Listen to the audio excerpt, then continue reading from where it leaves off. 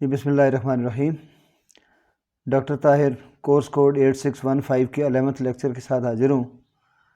آج ہم اس لیکچر میں اسٹریٹجک مینجمنٹ کور کریں گے۔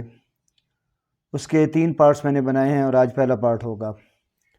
تو سب سے پہلے دیکھتے ہیں کہ اسٹریٹجک مینجمنٹ ہے کیا۔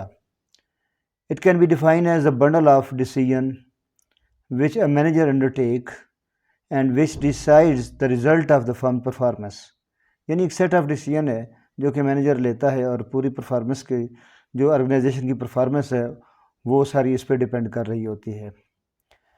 اب اسٹریٹجک مینجمنٹ کے اندر ایک مینیجر کو ایک وسیع پیمانے پر اس کے پاس نالج ہونا چاہیے اور اس نالج کی بنیاد پر وہ انالیسز کرتا ہے اور پھر اسٹریٹجیز بناتا ہے۔ میں ایک اور کمپریہنسو قسم کی ڈیفینیشن میں آپ سے شیئر کرنے جا رہا ہوں کہ strategic management is an on going process of formulating, implementing and controlling the plans that helps the organization in achieving its goal given its internal and external environment۔ تو آگے جا کے اس تفصیل سے بات کریں گے۔ اس کے بعد دیکھیں کہ اسٹریٹجک مینجمنٹ یہ اسمال آرگنائزیشن ہو یا لارج آرگنائزیشن ہو، یہ سب کی ہیلپ کرتی ہے۔ اگر اسمال آرگنائزیشن ہے اور اس کا جو انوائرمنٹ ہے وہ کمپٹیٹیو ہے تو اس کے لیے یہ بہت بڑا فائدہ ہوگا۔ ریسرچ یہ ثابت کرتی ہے کہ جو آرگنائزیشن اسٹریٹجک مینجمنٹ کو فالو کرتی ہیں، وہ طریقہ کار اپناتی ہیں، تو ان کے سکسیس ریٹ جو ان سے زیادہ ہوتا ہے جو اس پہ عمل نہیں کرتی۔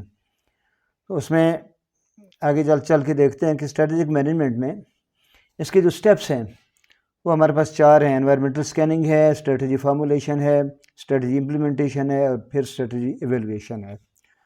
تو آج کے لیکچر میں صرف انوائرمنٹل سکیننگ تک بات کریں گے، بقیہ جو ہے وہ نیکسٹ پارٹ میں انشاءاللہ بات کریں گے۔ تو انوائرمنٹل سکیننگ کیا ہے ایکچولی کہ مینیجر جو ہے وہ انوائرمنٹ سے مسلسل انفارمیشن کلیکٹ کرتا ہے، اسے روٹینائز کرتا ہے اور پھر ڈسیمینیٹ کرتا ہے ریکوائرڈ ڈپارٹمنٹس کے اندر تاکہ ڈیسیژن میکنگ میں آسانی ہو۔ تو انوائرمنٹل سکیننگ سے ہمیں پتہ چلتا ہے کہ پیٹرن کیا ہیں، ٹرینڈز کیا ہیں، اس سے ہمیں یہ بھی پتہ چلتا ہے کہ ہماری آرگنائزیشن کے لیے فیوچر پاتھ کیا ہوگا، اور ایسے فیکٹرز بھی آئیڈینٹیفائی ہوتے ہیں جو ہماری آرگنائزیشن کی سکسیس کے لیے بہت امپارٹنٹ ہوتے ہیں۔ انوائرمنٹل سکیننگ کے لیے ہمارے پاس جو انوائرمنٹ ہے وہ 2 قسم کا ہوتا ہے، ایک انٹرنل انوائرمنٹ ہے اور ایک ایکسٹرنل انوائرمنٹ ہے۔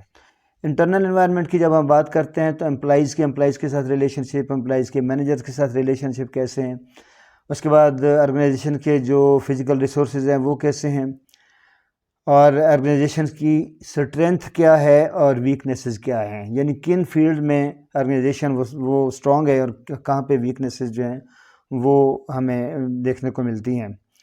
تو ان چیزوں کو آئیڈینٹیفائی کرنے کے لیے، انٹرنل انوائرمنٹ کو انالائز کرنے کے لیے جو انفارمیشن کلیکٹ کی جاتی ہیں، وہ انٹرویوز ہوتے ہیں، وہ سرویز ہوتے ہیں، آبزرویشن ہوتی ہیں، اس کے ذریعے ہمیں کیا جاتا ہے۔ تو انٹرنل انوائرمنٹ سے ہمیں 2 چیزیں آئیڈینٹیفائی کرتے ہیں، آرگنائزیشن کی اسٹرینتھ اور ویکنیسز۔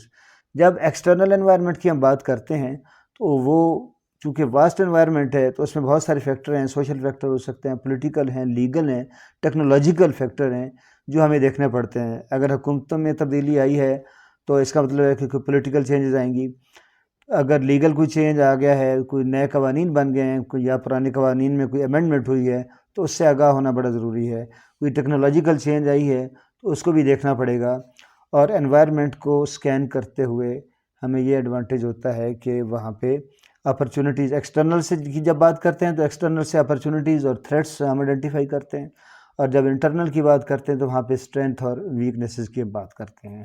تو ہماری جو آگے اسٹریٹجیز ہم بنائیں گے وہ اس سینس میں بنائیں گے کہ اپنی اسٹرینتھ سے ہم فائدہ اٹھائیں اور ویکنیسز کو منیمائز کریں، اپرچونٹیز کو آئیڈینٹیفائی کر کے اسے ہم کیش کروائیں، اور جتنے تھریٹس ہیں ان کو ٹیکل کرنے کے لیے اپنی پالیسیز بنائیں۔